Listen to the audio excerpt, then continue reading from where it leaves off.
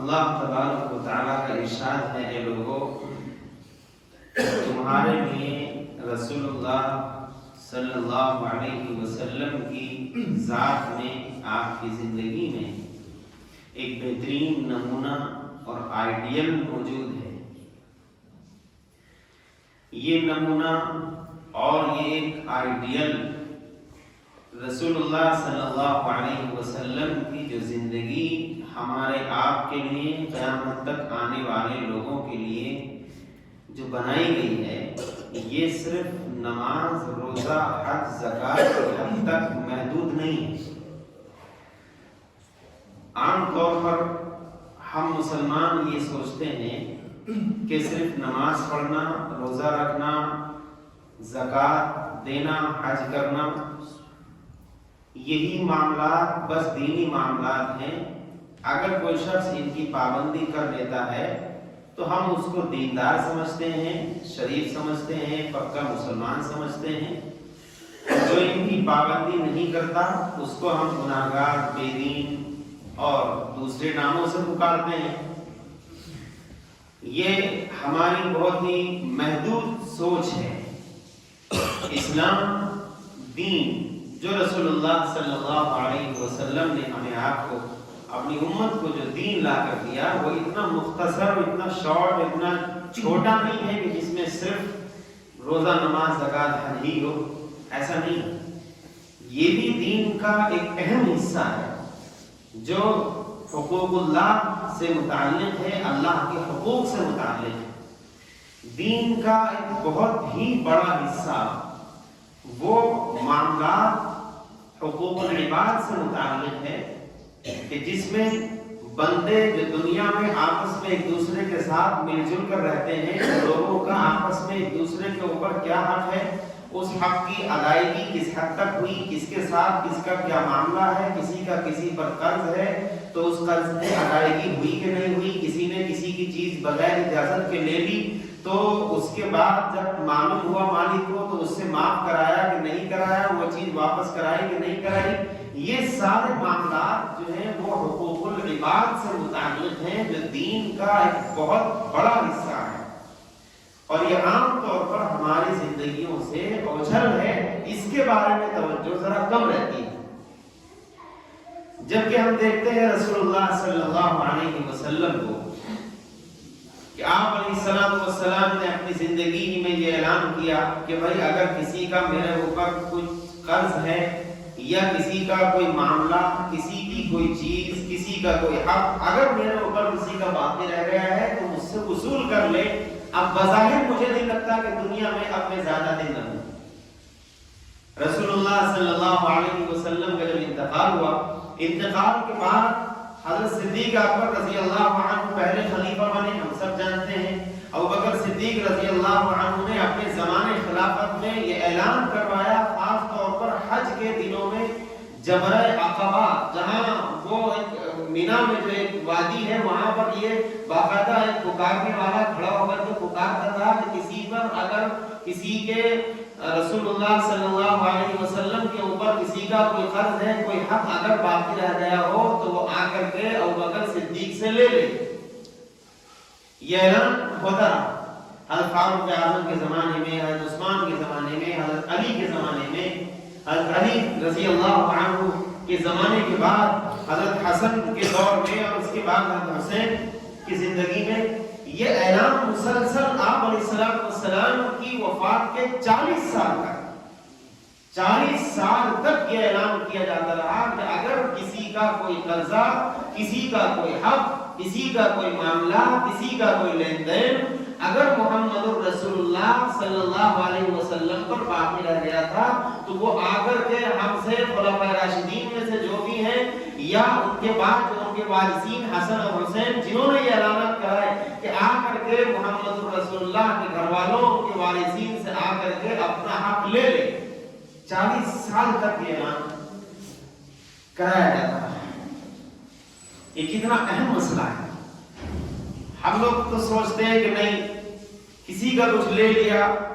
ارے کوئی حرج نہیں، جبکہ حدیث میں آتا ہے کہ اگر کسی شخص نے کسی کا 1 درہم، یعنی اس زمانے میں اگر کہا جائے تو اگر ایک پیسہ بھی اگر کسی کا لے لیا اور بغیر دیے مر گیا، اور مرنے کے بعد جب میدان محشر میں پہنچے گا، حدیث میں آتا ہے کہ اللہ تبارک و تعالی 700 وہ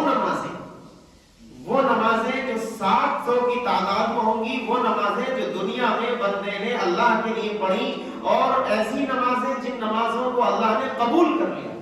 ایسی 700 نمازیں اس شخص سے لے کر اس کو دے دی جائیں گی جس کا اس نے ایک پیسہ مارا ہے۔ ایسا اہم مسئلہ ہے معاملات کی صفائی کا، اس لیے ہم ذرا اس پر غور کریں کہ ہمارے اوپر کسی کا کچھ باقی تو نہیں ہے، ہم نے کسی کا کوئی حق تو نہیں مار لیا ہے، ہم نے کسی کی کوئی زمین تو نہیں دبا لی ہے۔ حدیث میں آتا ہے کہ اگر کسی شخص نے کسی کی ایک بالش کا مطلب آدھا فٹ، کسی نے اگر یہ آدھا فٹ 1 بالش زمین اگر کسی کی مانگ لی، ہتھیا لی، دبا لی، ناجائز قبضہ کر لیا، کل قیامت میں اللہ تبارک و تعالیٰ 7 زمینوں کو لپیٹ کر کے اس کا ہار بنا کے اس کے گلے میں پہنا دے گا اور اس کو رسوا کرے گا، اور دور سے پتہ لگ گیا کہ یہ وہ شخص ہے ظالم ہے جس نے دنیا میں فلاں آدمی کی 1 بالش زمین ماری۔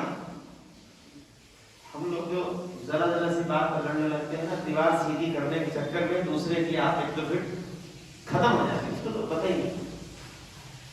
اور دوسروں کے سامنے اپنی بات ایسا مظلومانہ طریقے میں بیان کرنے سے لگتا ہے کہ آپ ہی حق میں ہیں، اور سامنے والا بیچارہ وہ چلاتا رہ جاتا ہے کہ بھائی آپ اپنی باؤنڈری سیدھی کرنے کے چکر میں آپ میری زمین کو کیوں کھائے جا رہے ہیں، لیکن نہیں، اس کا کوئی اثر نہیں ہوتا ہے، کیونکہ ان کو اپنے گھر کی باؤنڈری سیدھی اور اپنے گھر کے جو کمرے جو رومز ہیں وہ بالکل ایک دم فٹ اور صحیح طور پر ہر جگہ فٹ بیٹھ جائیں، اور ان کی دیوار میں ٹیڑھا پن ہے، بس اس لیے آپ نے کسی دوسرے کی زمین ہتھیا لی، تو یاد رکھیے میدان محشر میں 7 زمینوں کا طوق بنا کر اللہ گلے میں پہنائے گا، وہ جو رسوائی ہوگی اس کا اندازہ کریں۔ ایسا مسئلہ ہے معاملات کی صفائی کا۔ حضرت صدیق اکبر رضی اللہ تعالی عنہ ہم سب جانتے ہیں پہلے خلیفہ ہیں، انتقال کا وقت جب قریب آیا،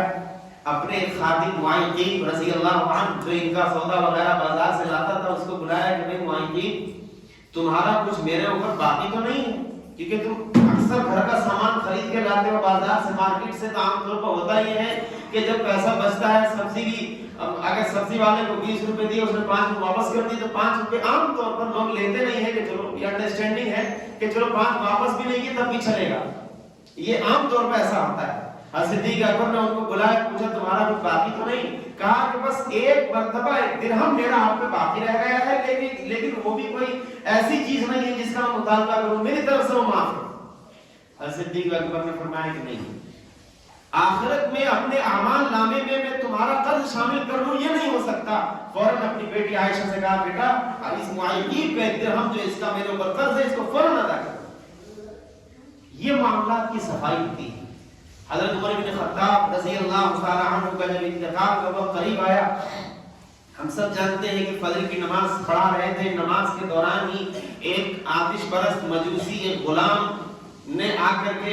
ایسے چاقو اور برچھے سے حملہ کیا کہ وہ پیٹ میں لگا، جس کی وجہ سے خون اتنا بڑھا، اتنا زیادہ بہنے لگا کہ صحابہ کرام اٹھا کر گھر لائے، بالکل پیٹ ایک دم سے یہ بالکل پھٹ گیا تھا۔ صحابہ کو لگ گیا تھا کہ اب امیر المومنین اب مشکل ہے بچنا ہے، بہت مشکل سے بچ پائیں گے۔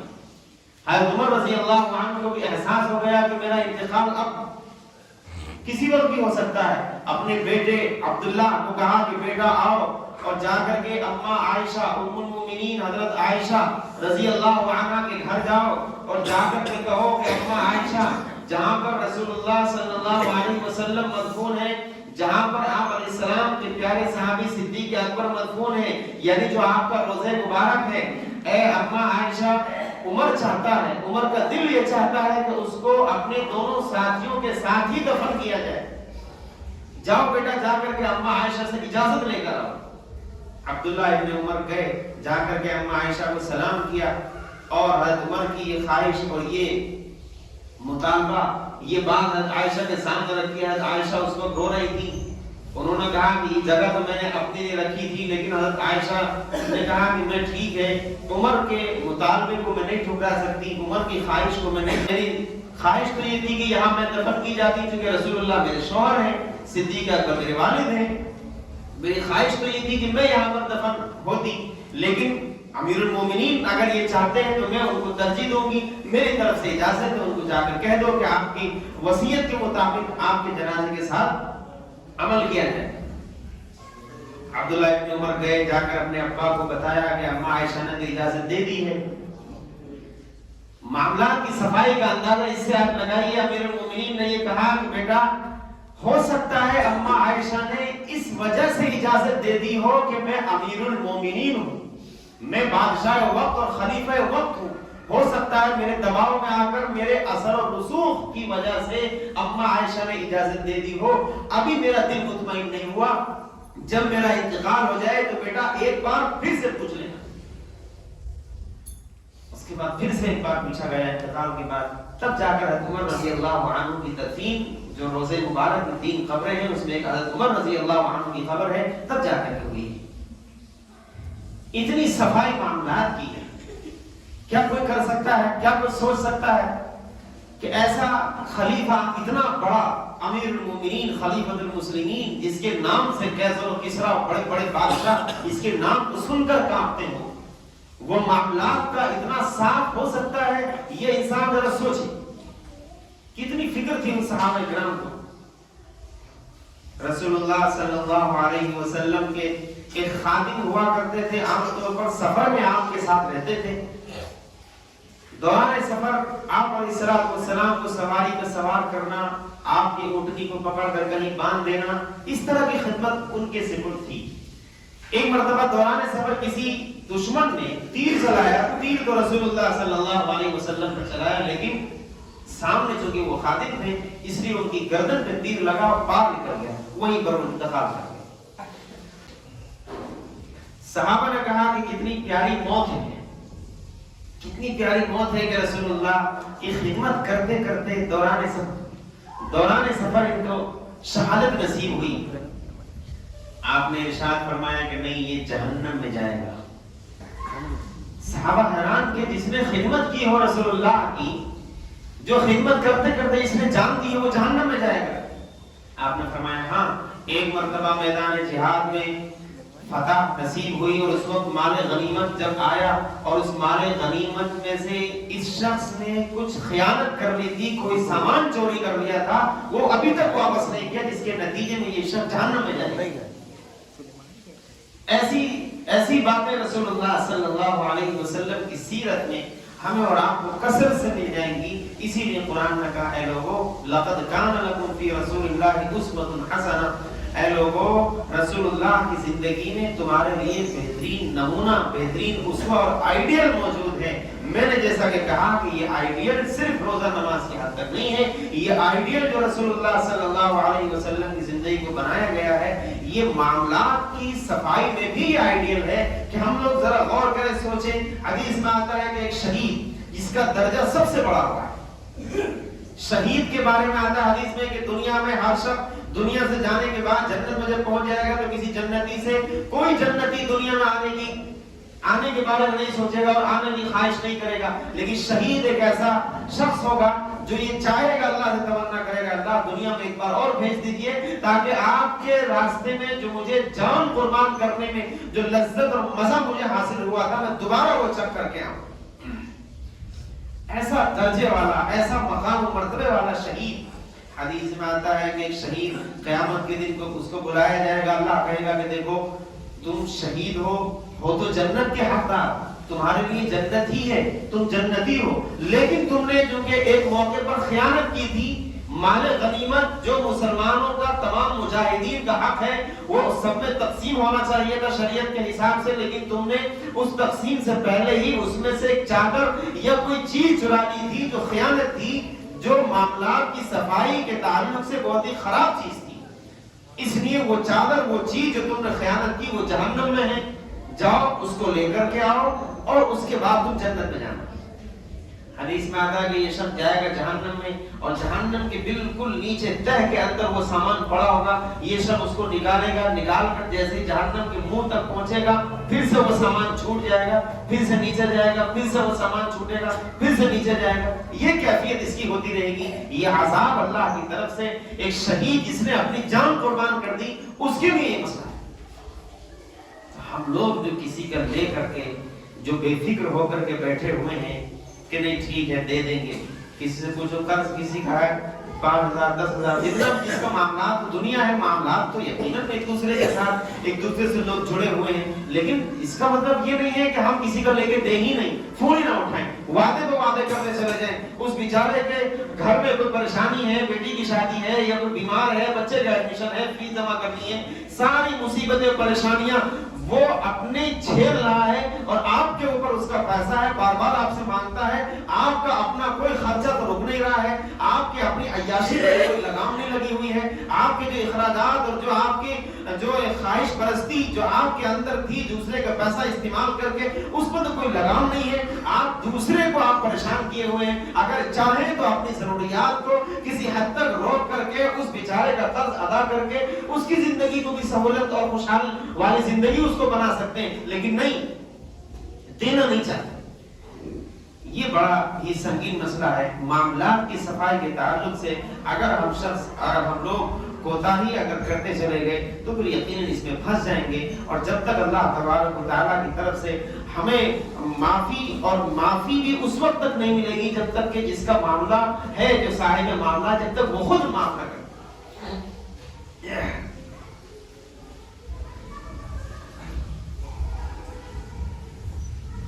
رسول اللہ صلی اللہ علیہ وسلم کا انتقال کا وقت قریب آیا ہے۔ ہم سب جانتے ہیں کہ آپ علیہ السلام اپنے مبارک سر سے پٹی باندھ کر 2 صحابہ کے کاندھے پر سہارا لگا کر پیر زمین پر گھسیٹتے ہوئے آپ مسجد میں پہنچے۔ یہ کنڈیشن ہے، مسجد میں پہنچے، منبر پر تشریف فرما ہوئے، آپ نے خطبہ دیا، مختصر سا خطبہ دیا، اور اس خطبے میں ایک بات ارشاد فرمائی کہ اے لوگوں، کسی کا کوئی قرض میرے اوپر ہو، کسی کا کوئی حق میرے اوپر ہو، کسی کو تکلیف میری زبان سے پہنچی ہو، میرے ہاتھ سے پہنچی ہو، میرے کسی عمل سے پہنچی ہو، وہ آئے اور آ کر کے مجھ سے بدلہ لے لے۔ ایک صحابی کھڑے ہوئے، کہا کہ اللہ کے رسول میرا آپ پر حق ہے۔ آپ نے فرمایا کہ آ جاؤ اپنا حق لے لو۔ وہ صحابی آیا اور کہا اللہ کے رسول میرا آپ کے اوپر حق یہ ہے کہ ایک موقع پر میدان جنگ میں، میدان جہاد میں آپ فوج کی صفیں مجاہدین کو ترتیب دے رہے تھے، اسی درمیان میں تھوڑا سا سب سے آگے تھا، آپ نے ایک چھڑی ماری تھی اور وہ چھڑی میرے زور سے لگی تھی، مجھے اس کا بدلہ آپ سے چاہیے۔ رسول اللہ صلی اللہ علیہ وسلم نے فرمایا کہ لے لو۔ ان صحابی نے کہا کہ نہیں، جس وقت آپ نے وہ چھڑی میرے ماری تھی اس وقت میری پیٹھ ننگی تھی، میری پیٹھ پر کوئی کپڑا نہیں تھا، آپ نے اپنے مبارک جسم سے اپنے کرتے قمیض جو بھی آپ پہنے ہوئے تھے آپ نے اس کو فوراً اٹھایا اور اپنی پیٹھ کو ننگا کیا اور پیٹھ کو اس کی طرف کر دیا اور کہا کہ جیسے میں نے مارا تھا اور جیسا تمہارا حق ہے آؤ مجھ سے اپنا حق لے لو، کل قیامت میں محمد رسول اللہ کے یہاں جواب نہیں دے پائے گا، اپنا حق وصول کر لو۔ وہ صحابی آئے، آگے بڑھے اور آگے بڑھ کر رسول اللہ صلی اللہ علیہ وسلم کے مبارک جسم سے چمٹ گئے اور پیٹھ سے چمٹ گئے اور آپ علیہ السلام کی مبارک شانے پر جو مہر نبوت کی ایک مہر لگی ہوئی تھی ابری ہوئی سی، اس کو انہوں نے چوم لیا اور کہا اللہ کے رسول میرے ماں باپ آپ پر قربان، میرا کوئی حق آپ کے اوپر نہیں، میں نے سب معاف کر دیا، یہ تو بس آخری وقت میں آپ کے مبارک جسم کو چومنے کا ایک بہانہ میں نے بنایا، میرا کوئی حق آپ کے اوپر نہیں، میری طرف سے سب میں نے معاف کر دیا، میں آپ سے راضی، میرے ماں باپ آپ پر قربان۔ بتانے کا میرا مقصد یہ ہے کہ ایسے حالات میں جب ایک امام الانبیاء سید الانبیاء جب اس کے مبارک سر پر پٹی بندھی ہو، 2 لوگوں کے سہارے سے مسجد جا رہا ہو، پیر زمین پر ٹچ ہو رہے ہو اور جا کر ممبر پر بیٹھ کر بول نہیں پا رہا ہو ٹھیک سے، اس موقع پر اگر کوئی آ کر کے یہ کہہ دے کہ میرا آپ پر قرض ہے، مجھے آپ میرا قرض دیجئے، میرا آپ کے اوپر ایک حق ہے، میرا حق آپ دیجئے، اس موقع پر اس حقدار کو حق دینے کے لیے وہ نبی اپنی مبارک پیٹھ کو ننگا کر کے اس کے سامنے کر دے، یہ ہمت اور یہ جرت کیا ہم لوگوں میں ہے؟ میں بھی اپنے بارے میں سوچوں، آپ بھی اپنے بارے میں سوچیں کہ معاملات کی صفائی کے حد تک ہم لوگ اس درجے کو پہنچے ہیں کہ نہیں؟ अगर हम लोग पहुंचे इस दर्जे को तो यकीनन हम रसूलुल्लाह सल्लल्लाहु अलैहि वसल्लम के उम्मती और सच्चे आप अलैहिस्सलातु वस्सलाम के आशिक हैं। और अगर ये कंडीशन अभी नहीं है तो फिर हम अपने ईमान के दावे में, अपने मोहब्बत नबी के बारे में और इसी तरह से इश्क रसूल के मसले में हम अभी झूठे हैं और अभी मक्कार हैं। जब अपनी मक्कारी और सिर्फ रोजा नमाज के हद तक हम अमल करके अपने आप को दीनदार बनाए हुए हैं, यकीनन बहुत मुबारक चीजें ये सारी चीजें। लेकिन जो मामलात की सफाई का मसला जो मैंने अर्ज किया कि अगर किसी का किसी के ऊपर कर्ज है, किसी ने किसी की जमीन दबाई हुई है, किसी ने अगर किसी का पैसा मार लिया है, किसी ने किसी को गाली दे दी है, किसी ने किसी की इज्जत पर हाथ डाला है, या कोई ऐसी बात जबान से, आदत से, हमारे अमल से कोई तकलीफ किसी को पहुंची, जब तक कि हम दुनिया से जाते जाते उसको मामले को साफ न कर ले तब तक हमें चैन और सुकून ना आए। ये रसूलुल्लाह सल्लल्लाहु अलैहि वसल्लम की सच्ची मोहब्बत और आपकी सच्ची ताबेदारी और एक सच्चे उम्मती होने की पहचान और ये अलामत है। अल्लाह करे मुझे भी इस पर अमल की तौफीक हो, हम सबको इस पर अमल की तौफीक मिले।